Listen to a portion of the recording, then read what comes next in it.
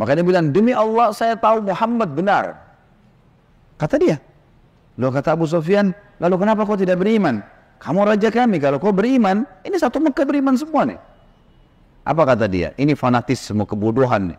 Ini sebab julukan Abu Jahal keluar. Setelah 2 hari Bapak Ibu sekalian, satu kota Mekah, perempuannya, laki-lakinya, orang tua, anak-anak yang kafir, yang beriman, semua kumpul di pintu gerbang Mekah, namanya pintu Bani Syaibah, suku Syaibah. Mereka kumpul semua, mereka nunggu nih, benar tidak di kafilan? وَقُلْ رَبِّ زِدْنِي عِلْمًا. Nabi Muhammad SAW, Bapak Ibu sekalian, setelah pulang dari Isra dan Mi'raj, karena itu perjalanan malam hari, beliau pulang, sudah pagi. Pada saat itu pagi sudah mulai kelihatan matahari di pagi hari. Awal pagi kita, di waktu syuruk, gitu kan. Duduklah Nabi SAW di depan Ka'bah. Duduk depan Ka'bah, merenungi kejadian semalam ini, kejadian yang spektakuler, yang luar biasa. Duduk Nabi SAW merenungi lewat Fir'aunnya umat ini, Abu Jahal. Ini orang julukannya di Mekah Abul Hakam, orang yang bijaksana gitu. Dan pada saat itu dia raja di Mekah. Tapi Nabi SAW suruh kita panggil dia siapa? Abu Jahal. Jahal ini super goblok. Bukan cuma goblok, super goblok. Luar biasa. Kenapa dikatakan begitu? Orang Mekah bilang Abu Hakam, dia dikatakan Abu Jahal. Karena Abu Jahal ini sama Abu Sufyan itu setiap malam dengar Al-Quran yang Nabi baca di rumah Nabi SAW. Setiap malam datang dengar, mereka diam-diam. Misalnya ini tempat tisu, ini rumah Nabi SAW, nanti Abu Jahal di sini, Abu Sufyan di sini, ada satu lagi temannya di belakang. Jadi mereka nggak saling tahu nih. Sampai pagi mereka dengar tuh ayat Al-Quran. Waktu mereka pulang, ketemu tiga-tiga. Lo saling tanya, kenapa kalian sini? Kenapa kalian sini? Kenapa kamu sini? Kenapa kamu sini? Oh, kami dengarkan, saya dengarkan ayatnya yang Muhammad baca. Kata Abu Jahal, kita janjian, nggak boleh terulang. Kalau masyarakat Mekah tahu kita dengar apa yang Muhammad baca, nanti beriman semua nih. Sepakat ya, sepakat, nggak ada yang hilangi. Besok malam datang lagi tiga-tiganya. Karena mereka satu sama yang lain menyangka temannya nggak bakal datang. Penasarannya, ketemu lagi pagi, sepakat lagi, jangan ulangi ya. Hari ketiga ulangi lagi. Datang lagi tiga-tiganya. Ini kejadian nyata dalam sebuah riwayat Bukhari disebutkan. Maka tiba-tiba saja setelah itu, saya lupa namanya satu orang, tokoh Quraisy itu, yang bilang sama Abu Sufyan, wahai Abu Sufyan, bagaimana pendapatmu apa yang kau dengar dari Muhammad? Kata Abu Sufyan, yang saya tangkap, ini kita bukan anak-anak nih. Ini apa yang kita dengar 3 hari kita janjian tidak datang, tapi kita datang terus karena penasaran. Ini pasti ada sesuatu. Bagaimana pendapatmu? Kata Abu Sufyan, ada yang saya mengerti dan punya makna yang tinggi, bagus. Ada yang saya tidak mengerti, tapi saya yakin itu kebenaran. Kata yang satu ini, saya juga begitu. Saya yakin ini kebenaran. Kita tanya Abu Hakam, datangi rumahnya Abu Jahal. Wahai Abu Hakam, apa pendapatmu yang kau dengar 3 hari dari Muhammad? Apa Abu Jahal bilang apa? Demi Allah, kan orang Mekah makin kata demi Allah. Mereka tahu, mereka ikuti ajaran Nabi Ibrahim AS, cuma mereka musyrik. Mereka datangkan berhala, dijadikan perantara dengan Allah. Allah nggak mau tuh, gitu kan? Makanya dia bilang, demi Allah saya tahu Muhammad benar. Kata dia. Loh, kata Abu Sufyan, lalu kenapa kau tidak beriman? Kamu raja kami, kalau kau beriman, ini satu Mekah beriman semua nih. Apa kata dia? Ini fanatisme, kebodohan nih. Ini sebab julukan Abu Jahal keluar. Dia bilang, dari dulu sukunya Muhammad sama suku aku bersaing di Mekah. Mereka berikan makan minum jemaah haji, kami juga berikan makan minum jemaah haji. Mereka buat pasukan untuk membela Mekah, kami juga buat pasukan membela Mekah. Pokoknya apa yang mereka buat, kami buat. Sehari buat mereka, sehari buat kami. Jadi bersaing terus. Sekarang dari sukunya Muhammad keluar Nabi, sukuku tidak ada nabinya. Kalau aku beriman berarti sukuku kalah. Hanya itu, fanatisme kebodohan gitu. Dia bilang, maka itu saya tidak akan beriman sama Muhammad. Gara-gara perkataan dia itu, Abu Sufyan dan ini juga ikut-ikutan ya. Satu Mekah semua nggak mau. Tentu Abu Sufyan nanti ini masuk Islam setelah masuk kota Mekah. Tapi pada saat itu tidak mau juga. Baiklah. Ini sebab julukan keluar Abu Jahal. Lewat dengan Abu Jahal. Lalu dia lihat Nabi SAW lagi merenungi, kayak ada sesuatu lagi difikirin. Dia bilang, wahai Muhammad, kalau bahasa kita ginilah, bahasa sederhana riwayat itu, kenapa kau melongo-longo seperti ini? Kok kamu kayak orang bingung, ada apa? Nabi SAW dengan polosnya ceritain, semalam, ini yang diceritain kepada Abu Jahal nih. Ini yang paling benci sama Islam. Kata Nabi SAW, semalam datang kepada saya malaikat bernama Jibril. Jibril datang membawa burak. Burak itu kuda bersayap. Ini kuda bersayap sampai hari kiamat tidak ada nih kalau di kehidupan kita. Zaman itu, sekarang saja orang tidak percaya kalau ada kuda bersayap gitu kan. Apalagi zaman kuda bersayap, terbang. Saya naik di atasnya terbang. Dimanapun matanya lihat sebuah tempat, kakinya sudah di sana. Lalu saya tiba di Palestina. Turun di Masjid Aqsa, saya sholat. Saya imami para nabi-nabi. Nabi-nabi ini 120.000 orang. Bagaimana bisa? Allahu a'lam. Nabi sampaikan, saya imam. Lalu kemudian saya naik di atas burak, saya mi'raj ke langit. Di langit pertama ketemu dengan Adam. Langit kedua ketemu dengan nabi yang bersaudara sepupu, Isa dan Yahya. Langit ketiga ketemu dengan Idris. Langit keempat ketemu dengan Yusuf. Langit kelima ketemu dengan Harun. Keenam Musa, ketujuh Ibrahim alaihissalam. Tentu kisah Isra Mi'raj panjang ya, karena perjalanan antara Mekah ke Palestina itu selama perjalanan Nabi SAW diperlihatkan tentang jenis-jenis azab kubur. Saya nggak ceritain di sini. Ya jelas Nabi SAW ceritain semua tuh, apapun yang terjadi. Saya ringkaskan saja. Kemudian waktu Mi'raj ke langit, Nabi SAW ketemu dengan Nabi-Nabi lalu ngobrol. Sempat ngobrol sama Adam, ngobrol sama Yahya dan Isa, ngobrol sama Yusuf, sama Idris, sama Harun, sama Musa, sama Ibrahim alaihissalam. Tapi yang masyhur riwayat adalah Nabi SAW banyak berbicara dengan Musa. Pada saat menerima waktu 50 waktu sholat, beliau turun di langit ke-7, Ibrahim tidak ngomong, langit ke-6 Musa tahan. Lalu bertanya, berapa yang diperintahkan umatmu hai Muhammad? Berapa yang Allah perintahkan? Kata Nabi SAW 50 waktu sholat. Minta keringanan, umatmu tidak bisa. Lalu kemudian Nabi SAW kembali. Minta diringankan 5, jadi sisa 45. Ditahan lagi sama Musa. Musa berkata, berapa hai Muhammad? Kata Nabi SAW 45. Masih berat, minta ringankan. Terus saja Musa AS menahan Nabi SAW 5 sampai sisa 5 nih. Yang kayak kita kerjain sekarang. Itu pun Musa masih bilang, minta keringanan. Bayangkan Bapak Ibu sekalian kalau 50 waktu sholat per 15 menit azan. Siap nggak? Ini aja 5 waktu sholat sudah ngos-ngosan gitu. Safnya kadang-kadang sholatnya cuma imam sama muazzinnya saja gitu. Yang jelas Nabi Musa AS seperti itulah kisahnya. Sampai sisa 5 lalu Nabi SAW mengatakan, saya sudah malu dengan Tuhanku. Bolak-balik terus gitu kan. Maka terdengar suara dari langit, Allah berfirman, hai Muhammad, dia 5 waktu sholat tapi pahalanya 50 waktu sholat. Karena setiap umat Muhammad SAW kalau berbuat satu kebaikan dilipat gandakan 10 kali lipat. Ringkas cerita adalah Nabi SAW mengatakan, saya balik ke Mekah, saya balik ke Palestina, lalu balik ke Mekah. Tentu kisah ini cuma pendek yang saya sampaikan. Kisahnya ini mungkin 10-20 kali lipat lebih panjang daripada ini, karena panjang lebar. Yang jelas Abu Jahal waktu dengar itu melongo, diam, lalu dia katakan waktu sudah selesai, hai Muhammad, kau menempuh perjalanan Mekah Palestina yang kami tempuh dengan kecepatan kuda terbaik kami sebulan, pulang juga sebulan, 2 bulan dalam 1 malam. Kata Nabi SAW dengan penuh keyakinan, iya. Abu Jahal dengan semangat mengatakan, hai Muhammad, kau mau ceritain enggak ke orang Mekah kalau saya kumpulin mereka? Kata Nabi SAW, iya. Nah, emang mesti diceritain kan? Bagi Abu Jahal ini gila nih. Nggak masuk di akal udah. Kuda terbang, bersayap, pergi ke Palestina perjalanan sebulan. Sama kalau kita sekarang di masjid ini ada yang bilang, tadi Bapak Ibu sekalian saya jam 8 pagi take off dari Jakarta ke Jeddah, sekarang sudah tiba lagi dari Jeddah. Percaya nggak kira-kira? 9 jam pergi, 9 jam pulang. Ada pesawat loh ya. Bagaimana zaman dulu? 9 pergi, 9 pulang 1 malam, bayangkan. Dan ini juga sebuah pelajaran Bapak Ibu sekalian, tidak gampang menjadi sahabat Nabi. Bapak Ibu harus bersyukur, saya sangat bersyukur kita lahir sekarang. Betul sahabat punya fadilah, tapi kalau kita hidup zaman dulu kita bisa seperti Abu Jahal. Susah jadi seperti Abu Bakar tuh, nggak gampang. Ada orang di kampung padang pasir buta huruf ngaku Nabi. Coba, beriman nggak kira-kira? Kita sekarang sudah lahir, orang tua kita sudah muslim, Quran sudah lengkap, masjid banyak dai-dai bisa nyampein dalam bahasa kita. Kalau zaman dulu berat sekali itu. Baiklah.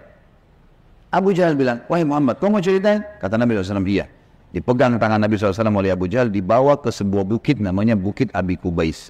Bukit ini Bapak Ibu sekalian, dulu di zaman itu ada di sebelahnya Safa dan Marwah. Ini khusus untuk iklan saja. Orang naik ke atas dan yang boleh naik cuma budak. Ada satu budak ditugasin, dia cuma dia. Yang lain nggak boleh naik. Kalau naik dipenggal nih, nggak boleh. Ini khusus berita penting. Seperti kalau ada yang mau serang Mekah, atau ada kepala suku yang mati, ada anak kepala suku yang lahir, seperti itulah.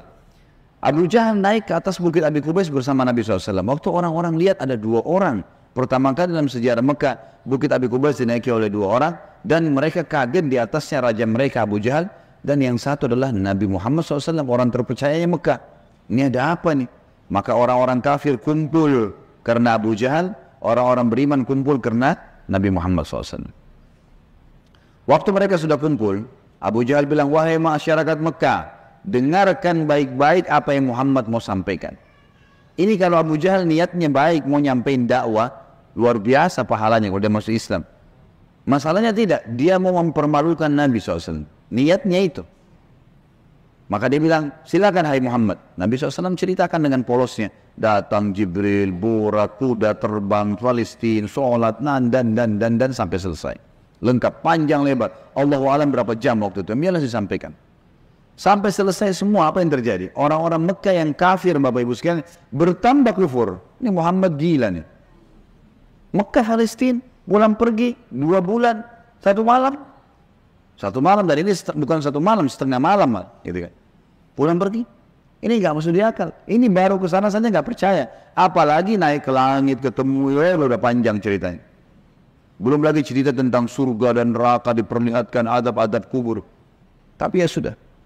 Waktu itu yang sudah beriman pun di kalangan sahabat, benar nggak ya? Tapi ini Nabi, nggak mungkin salah. Mereka sempat bimbang. Abu Jahal turun dari bukit Abi Qubais sambil ketawa, senyum. Sambil dia ngomong, ada sahabat rupanya yang ngikutin. Tahu nih Abu Jahal tadi ajak Nabi nih, diikutin. Dia bilang, sekarang agamanya Muhammad sudah habis. Dia pergi ke Darun Nadwa, tempat kumpulnya orang-orang Quraisy, lalu dia teriak. Dia bilang, hai Quraisy, berita gembira. Apa itu Abu Hakam? Agamanya Muhammad sudah habis. Udah tidak ada lagi agamanya. Kata mereka, memang kenapa? Apa kata Abu Jahal? Muhammad mengarang cerita dusta. Katanya begini. Abu Jahal ini tidak sadar sedang nyebarin berita apa? Isra dan Mi'raj. Dia lengkap, dia sampaikan ke orang semua nih. Datang malaikat namanya Jibril, datang burak, terbang ini, semua lengkap. Adab-adab tidurnya disebutin sama dia. Semua lengkap disebarin. Lalu orang-orang Quraisy diam semua. Mau bilang apa nih rajanya, dan mereka juga memang masih belum beriman kepada Nabi SAW. Lalu kata Abu Jahal, ada 1 orang. 1 orang ini, kalau kalian berhasil menggoyahkan keyakinannya, habis benar agamanya Muhammad nih. Kata mereka, siapa itu? Kata Abu Jahal, Abu Bakar. Cari Abu Bakar tuh. Abu Bakar ini Bapak Ibu sekalian, cirinya beliau radhiyallahu anhu, itu badannya kurus. Ya, saking kurusnya kalau pakai sarung melorot terus. Nah iya, radhiyallahu anhu. Tapi yang perlu digarisbawahi, Islam bukan melihat kekarnya fisik, tapi kekarnya iman dalam hati. Allah bilang Allah bilang halal, Allah bilang haram. Perintah dikerjakan, larangan ditinggalkan. Itu konsep dasarnya, gitu kan. Abu Bakar ini ditahu tentang masalah keyakinannya sampai apa kata Nabi SAW. La uzina iman Abi Bakar fi kiffah. Wa uzina iman hadil ummah fi kiffah la rajah iman Abi Bakar. Kalau keyakinannya dan imannya Abu Bakar ditimbang di satu timbangan, dan keyakinannya serta keimannya seluruh umat ini, semua sahabat, semua tabi'in, semua yang sudah mati, yang masih hidup dan yang belum lahir, semua kita di sini juga termasuk, ditimbang iman kita semua dibandingkan Abu Bakar, yang satu timbangan pasti lebih berat keyakinannya Abu Bakar. Kata Abdullah bin Mas'ud, sahabat Nabi radhiyallahu anhu yang mulia dengan ibadahnya yang luar biasa, kami tidak ada bedanya dengan Abu Bakar dari sisi ibadah. Karena Abu Bakar sholat, kami sholat. Abu Bakar puasa, kami puasa. Abu Bakar sedekah, kami sedekah. Abu Bakar ya jihad, kami jihad. Tapi kami tidak bisa menyaingi Abu Bakar dari sisi keyakinannya. Mustahil. Kalau Rasulullah sudah bilang kerjakan apapun konsekuensinya. Mau wajib, mau sunnah, nggak ada toleransi, nggak ada keraguan. Yang haram, nggak ada lagi. Haram, nggak ada ceritanya. Seperti itulah konsepnya. Jadi sangat luar biasa. Yang jelas Bapak Ibu sekalian, mereka bilang cari Abu Bakar. Dan juga ada hadis supaya saya tidak lupa ya, kata Nabi SAW, tidak ada seseorang yang menginjakkan telapak kakinya di muka bumi setelah para nabi-nabi yang paling afdal lebih daripada Abu Bakar. Jadi setelah Nabi langsung dia radhiyallahu anhu, jadi orang yang sangat luar biasa. Datanglah orang-orang Quraisy ini ke kebunnya Abu Bakar, di kebun kurma di pinggir kota Madinah, dan orang sahabat-sahabat tadi ini pada ikut gitu kan. Sampai di kebunnya Abu Bakar, Abu Jahal teriak-teriak, wahai Abu Bakar, keluarlah. Abu Bakar keluar. Abu Bakar keluar, kaget Abu Bakar. Belum pernah dalam sejarah hidupnya Abu Bakar itu, tokoh-tokoh Quraisy, kepala-kepala suku datang ke kebunnya. Untuk apa? Dan belum pernah dalam sejarah Mekah orang beriman sama orang kafir jalan sama-sama. Maka Abu Bakar bilang, ada apa wahai Abu Jahal? Dia bilang, sahabat Muhammad gila. Masa dia cerita rekayasa bohong, cerita bohong begini. Abu Bakar ini belum dengar dari Nabi. Abu Jahal yang jelasin. Begini, panjang lebar sampai selesai. Sampai kembali lagi ke Mekah. Abu Bakar sudah tahu nih, apa tujuannya Abu Jahal. Kalau dia mau beriman, dia sudah beriman sama Nabi. Tapi datang sini mau ngacoin nih. Kata Abu Bakar ada dua riwayat. Riwayat yang pertama, wahai Quraisy, bukan cuma Abu Jahal, wahai Quraisy, Muhammad mengaku turun wahyu dari langit ke rumahnya. Dan saya percaya. Apa bedanya dengan dia kalau naik ke langit? Sama saja. Tidak akan menggoyahkan saya. Riwayat yang kedua yang unik nih. Dia mengatakan, wahai Quraisy, ketahuilah, kalau depan mata saya ada tembok warnanya putih, jelas putih. Muhammad bilang, tidak Abu Bakar, itu hitam. Saya akan bohongkan mata saya dan saya bilang hitam. Ini luar biasa. Mau digoyahkan bagaimana nih? Tembok putih? Enggak, salah Abu Bakar. Oh iya, salah. Matanya salah. Bayangin tuh. Apa kira-kira bisa menggoyahkan keyakinan seperti ini? Luar biasa. Pokoknya Allah Rasulnya bilang, selesai. Nggak ada toleransi. Sudah selesai. Semua dikerjain. Biar seluruhnya benci. Tembok warna putih. Muhammad bilang hitam. Saya bilang iya, mata saya salah. Hitam berarti. Abu Jahal dan orang Quraisy diam. Ini nggak bisa lagi digoyahkan. Abu Bakar radhiyallahu anhu tahu ada masalah nih. Dia tanya orang sahabat-sahabat, di mana Rasulullah SAW? Kata mereka di Bukit Abi Qubais itu, dikerumuni orang. Abu Bakar kesana. Pasti pada sana dari jauh Abu Bakar teriak, ya Rasulullah, suara keras, sengaja. Orang waktu dengar orang teriak, semua bubar-bubar, kasih jalan. Seperti kalau di masjid ada dari belakang panggil saya, mungkin Bapak Ibu akan lihat ke arahnya. Suaranya keras, sengaja. Nabi SAW lihat yang datang, Abu Bakar senyum, udah tahu siapa yang datang. Ini tokohnya umat, luar biasa. Jadi dia bisa membalik Bapak Ibu sekalian Abu Bakar dengan hikmah Allah. Satu Mekah yang ragu tadi, yang kafir dan yang beriman pun, tentang Isra Mi'raj ini kembali semuanya percaya kalau itu terjadi. Dia bisa membalik itu dengan hikmah Allah. Ini kisahnya begitu. Abu Bakar lalu mengatakan, ya Rasulullah, dengan suara keras, Abu Jahal datang ke kebun saya dan berkata, kalau anda menceritakan begini, diceritain semua sambil jalan sambil ngobrol nih, sambil bicara. Jadi orang pada makin nyebar nih berita Isra Mi'raj. Ternyata Abu Bakar sudah dengar. Sampai selesai. Pas tiba naik di Bukit Abi Qubais sebelah Nabi SAW, Abu Bakar teriak dengan suara keras, benarkah ya Rasulullah? Ini pertanyaannya. Dan di sini Abu Bakar tadi di kebunnya ingin meredam kekufurannya orang-orang kafir. Sudah berhenti gara-gara tembok putih jadi hitam tadi. Kemudian dia sekarang ingin mengembalikan imannya para sahabat yang sudah kembar nih. Waktu Nabi SAW sudah dekat dengan beliau, lalu dia mengatakan, benarkah ya Rasulullah? Kata Nabi SAW, benar wahai Abu Bakar. Abu Bakar teriak dengan suara keras, Anda pasti benar. Kalimat Anda pasti benar membuat sahabat semua, iya ya, ini Rasulullah. Kok nggak mungkin salah. Kembali iman mereka lagi semuanya gitu kan. Lalu Abu Bakar ingin membuat satu Mekah yakin Isra Mi'raj. Apa yang dia lakukan? Dia bilang, ya Rasulullah, saya mau minta satu hal bisa? Kata Nabi SAW, silahkan Abu Bakar. Di sini di Mekah, satu Mekah, semua tahu Anda belum pernah ke Palestina. Belum pernah ke Palestina. Dan di Mekah ini ada tokoh-tokoh Quraisy, bukan orang biasa. Kepala-kepala sukunya yang selalu bolak-balik Palestina. Yang Allah sebutkan, Rihilat Asyita'i was Saif. Musim dingin dan musim panas, rekreasi mereka. Itu ke Palestina dan ke Yaman. Tiap hari, mereka menghafal tuh Palestina. Pintu gerbangnya, jalannya, pasarnya, semua dikenal. Masjid Aqsa mereka tahu semuanya. Bahkan mereka tahu warnanya segala. Apakah Anda bersedia ya Rasulullah kalau saya panggil mereka, Anda menceritakan apa yang Anda lihat di sana? Pintu gerbangnya, jalannya, bentuk-bentuk rumahnya, apa saja. Kata Nabi SAW, tentu saja. Lalu Abu Bakar panggil orang-orang Quraisy, wahai tokoh-tokoh Quraisy, kumpullah. Dipanggil semua, kumpullah. Datang Abu Jahal grup nih sama teman-temannya sini.